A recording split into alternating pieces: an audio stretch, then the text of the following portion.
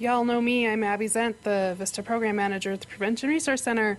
So Abby was just a delightful, fiercely loyal, fun, adventuresome, but yet well-planned individual who I think came into her own, serving as a VISTA and then coming to the Prevention Resource Center to be the VISTA Program Manager. I honestly think her mission was to lead a life of happiness by example and to lead a life of service.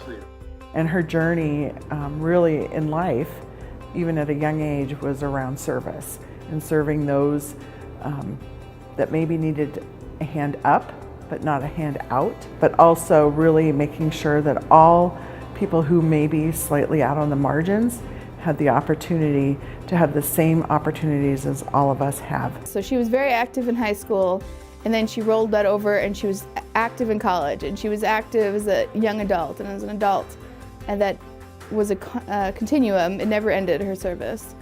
And she decided to do the VISTA program. At first, she wasn't sure if she'd made the right decision, and then within about a month of her being in the VISTA program, she told me that she knew this was her path.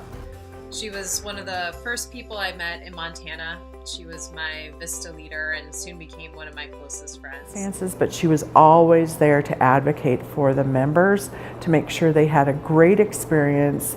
Although it may not be the experience they signed up for, she could always find the positive to say, there's a reason why you're doing this service at this time. It may not be what you signed up for exactly, but you will come out of it the other end a better person. I know that one of the biggest things that Abby loved is the connections that she had with the VISTA people, and that she always said VISTA reminded her of her time with other organizations like Kiwanis, because it allowed her to establish lifelong relationships. And she was very clear when it came to articulating her voice and opinion. And I think that was really a strong characteristic she had, especially when mentoring other young people who were serving in national service. She was always going to tell you how it was, because in the end she knew it would make you a better person. She inspired others to serve just by her example. She met you exactly where you were, and she just accepted you as you were. And she made you a better person. And she led not only always from the front, but sometimes from the middle of the pack and sometimes from the back of the pack, depending what the group needed. She did so much work, but also she just inflated everyone around her so that whatever was doing, it wasn't hard. Even if it was hard, didn't feel hard because she made it more fun.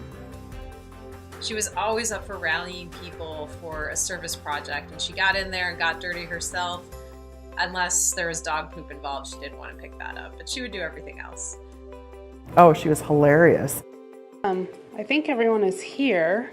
If you're not here, raise your hand. And I never got the sense that it was anything but just fun. Which I'm sure it was a pain sometimes to get out of bed and go do grunt work or whatever, but she always made you feel like she was doing something that she loved and that she enjoyed. And that, why wouldn't you just roll right along and be enjoying it too? Other programs, she provided the opportunity for people to serve and to serve others. Abby had such a short life, so unfairly short. And yet in 36 years, what she managed to accomplish is amazing. The enthusiasm that she transferred to other people or shared with other people that then inspired them to do things, that's an amazing legacy to have. She loved helping others, and she loved making sure that others had a fair shake at life and that others had a chance at justice. She brought joy and humor and acceptance to every situation, and I miss her so much. And I'm so proud that her spirit of service lives on in her legacy.